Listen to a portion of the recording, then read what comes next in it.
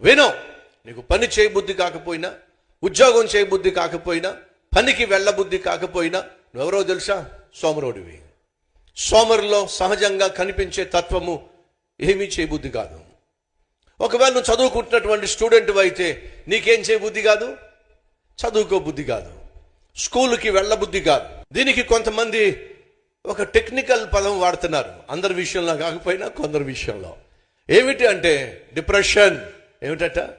Depression. సోమరే, చీమల దగ్గరకు వెళ్ళి చూడు. స్వీట్గా అనిపిస్తే చీమలు ఏం చేస్తాయి?